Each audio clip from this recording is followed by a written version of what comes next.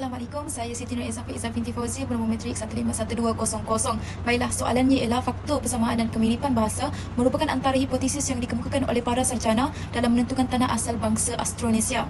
Terdapat dua hipotesis tentang asal-usul bangsa Melayu, iaitu teori Asia Tengah dan teori Nusantara.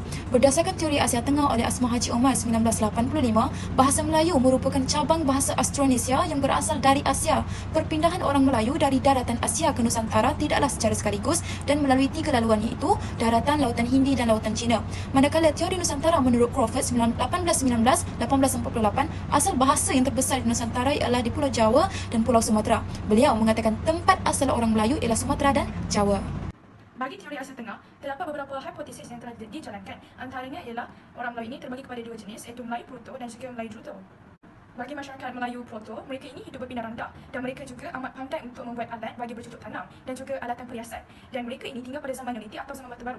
Bagi hipotesis yang kedua, Melayu Druto ini mereka tinggal pada zaman logam dan mereka pandai untuk membuat alat pemburuan dan pertanian daripada besi. Mereka juga pandai dalam bidang pelayaran dan astronomi. Mereka hidup di tepi pantai dan kemudiannya bersebaran hampir ke seluruh kepulauan Melayu. Teori Asia Tengah yang digagaskan oleh Hendrik Kern dalam Abdul Rashid 2006 dan Muhammad Anwar 2011. Hendrik Kern membuat kajian berdasarkan beberapa perkataan yang digunakan sehari-hari, terutama nama tumbuh-tumbuhan, haiwan dan juga nama-nama perahu. Beliau mendapati bahawa perkataan yang terdapat di Kepulauan Nusantara ini terdapat juga di Madagaskar, Filipina, Taiwan dan beberapa buah pulau di Lautan Pasifik. Perkataan tersebut di antaranya ialah mata, susu, padi, buluh, rotan, niul, pisang, pandan dan juga ubi. Berdasarkan senarai perkataan yang dikajinya itu, Kern berkesimpulan bahawa bahasa Melayu ini berasal daripada satu induk yang ada di Asia Tengah.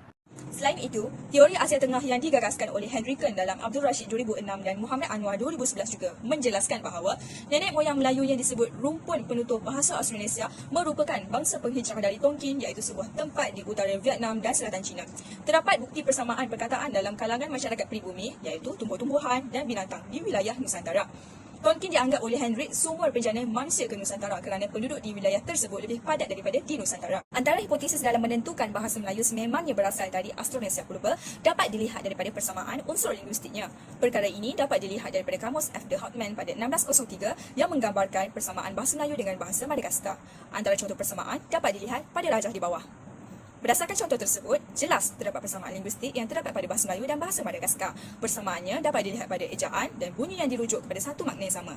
Oleh itu, jelaslah bahawa teori ini memperkuatkan lagi bahawa bahasa Melayu merupakan turunan bahasa Austronesia purba. Teori yang kedua ialah teori Nusantara. Melalui teori ini, bahasa-bahasa di Nusantara dikatakan mempunyai hubungan kekerabatan dengan bahasa Austronesia, iaitu induk kepada bahasa-bahasa tersebut. Hipotesis yang dikemukakan menjelaskan bahawa penutur bahasa daripada rumpun Austronesia ini dipercayai berpusat di pesisir pantai yang strategik di Kepulauan Melayu. Dan bermula dari situlah mereka telah membawa bahasa tersebut ke barat hingga ke Madagaskar di Lautan Hindi dan juga ke timur hingga ke Pulau Easter di Lautan Pasifik. Dari segi kekerabatan bahasa pula, sarjana iaitu Isidore Dayan berpendapat bahawa orang Melayu mungkin berasal daripada Formosa, New Guinea ataupun Malaysia. Collins Craft dalam bukunya Linguistik Bandingan Historis pula menyatakan bahawa nenek moyang bahasa Melayu sudah pun sejak ada di Kepulauan Melayu dan mereka menggunakan bahasa keluarga Nusantara sebagai alat komunikasi. Menurut beliau juga, negara asal nenek moyang bahasa Austronesia ini ialah Indonesia dan juga Filipina. Dari sudut pandangan sarjana berkenaan teori ini pula, menurut CMX beliau mengemukakan bahawa bahasa-bahasa daripada rumpun Austronesia mempunyai banyak persamaan dari segi perkataan, sistem imbuhan dan juga susunan tata bahasa. Sebagai contoh, perkataan mata, telinga dan juga perkataan lima merupakan antara perkataan yang sering timbul dalam bahasa-bahasa tersebut menunjukkan kemiripan antara bahasa. Terdapat beberapa persamaan di antara bahasa Melayu dan juga bahasa Jawa. Yang pertama sekali bagi perkataan kerja, dan dalam bahasa Jawanya pula adalah kerja.